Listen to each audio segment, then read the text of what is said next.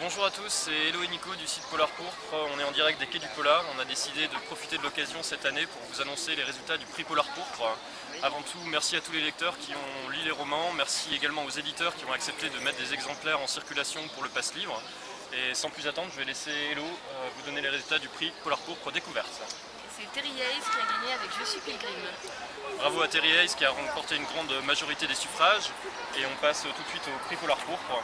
Et il y a eu 2 gagnants cette année, puisque Maud Maïras a gagné avec Réflexe, ex-aequo avec Michael Manson pour Adieu demain. Donc bravo à Maud et Michael, et on a profité du fait qu'ils étaient sur Lyon cette année pour leur poser quelques questions. Donc vous allez retrouver tout de suite les interviews en vidéo.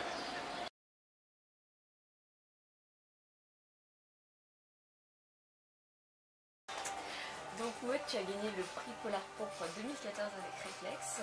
Donc, félicitations déjà. Merci beaucoup. Et est-ce que tu peux nous donner tes impressions? Je suis ravie, très étonnée parce que Hématome avait déjà reçu le prix il y a très longtemps maintenant. Donc ravie. Je remercie d'ailleurs tous les lecteurs qui ont joué le jeu sur Polar Pourpre. J'ai appris que Michael Manson avait gagné également, donc je suis ravie pour lui aussi. Donc, voilà, c'est super, c'est fantastique, c'est merveilleux. Est-ce que tu peux nous dire quelles sont tes influences, les auteurs qui t'ont Alors, inspiré? il y a beaucoup d'auteurs, il y a beaucoup d'influences autres aussi. Au niveau des auteurs, évidemment Stephen King, le maître absolu de nous tous, mais également beaucoup plus d'auteurs plus récents, notamment Gillian Flynn, qui est un modèle pour moi, mais également d'autres auteurs un petit peu plus discrets, qui sont Robert Woodrick par exemple, qui font pas forcément du polar, dans le sens strict du terme, mais vraiment des romans coup-poing, des romans bouleversants. Et au-delà des auteurs, je suis une fondue de films d'horreur, donc ça m'inspire énormément, notamment les films d'horreur coréens qui ont cette lenteur et cette subtilité qui m'est très très chère. Et puis des influences musicales aussi qui peuvent mettre en lumière des ambiances, des choses très sombres en fait, et les textes de chansons qui peuvent être assez forts aussi. Je pense à Archive par exemple, à plein d'auteurs comme ça. Un nouveau groupe aussi qui s'appelle Kidwise et qui en ce moment berce beaucoup l'écriture du prochain bébé. En parlant de ça justement, est-ce que tu peux nous dire quels sont tes projets pour... Alors, donc le prochain projet, pour ceux qui se promènent un petit peu sur les réseaux sociaux, s'appelle pour l'instant Luxe. C'est vraiment quelque chose de très différent. On va rester dans le roman noir, mais cette fois on part en Australie. Luxe qui signifie lumière, donc le but c'est de faire un roman noir qui se déroule vraiment en pleine lumière. D'accord. Et on sait que tu as déjà lu le livre de Michael Manson, qui a gagné donc le prix avec toi. Est-ce que tu peux nous parler un peu de lui? Alors, je suis mauvaise élève parce que j'en ai lu très peu. Par contre, ce que je peux vous dire, c'est que c'est le seul auteur qui a réussi à me faire lire un bouquin sur le football, qui est excellemment bien écrit, qui arrive à être très sensitif, très dans la psychologie. Alors parler de psychologie et de football dans la même phrase, ça peut être un peu contradictoire, mais voilà, il est arrivé à faire quelque chose de très fort avec ce match-là, et voilà, c'est un excellent bouquin, et je pense que voilà, il a une longue route devant lui. Michael, lâche-toi. Voilà. Merci. Merci beaucoup.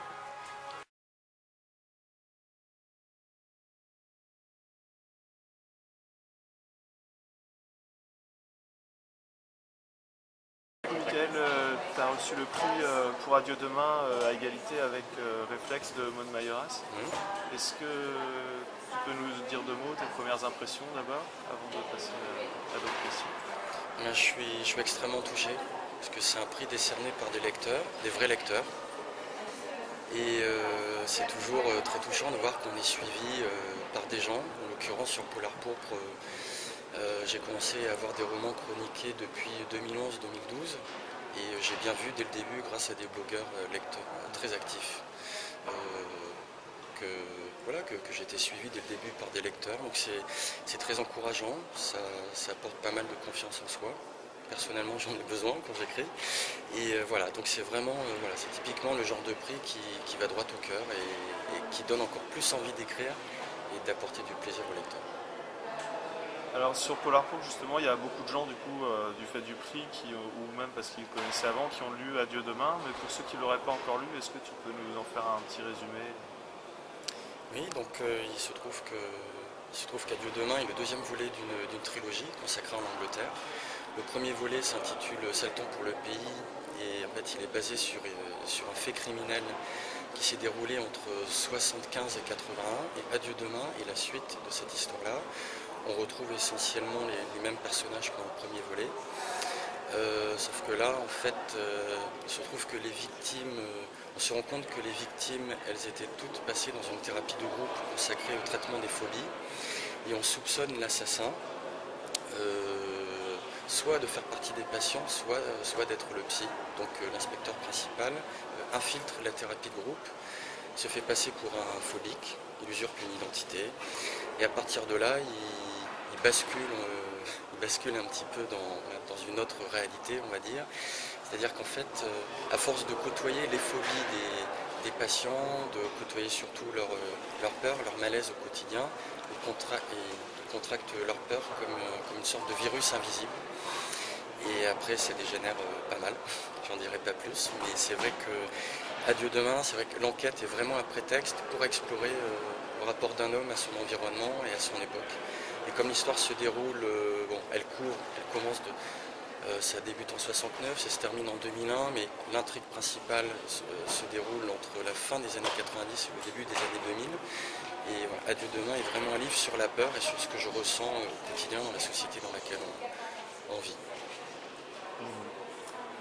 Et dans le premier de la trilogie, Sale temps pour le pays, et peut-être encore plus dans Adieu demain, on sent, puis après c'est même assez appuyé,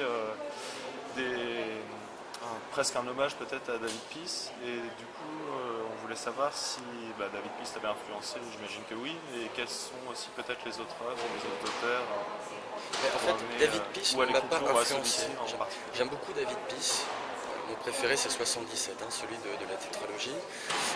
Dans le bouquin à un moment. Ah oui, bien sûr, mais en fait c'est plus un clin d'œil, parce qu'on s'était déjà rencontrés, je sais que le contact était bien passé, on avait parlé littérature, musique.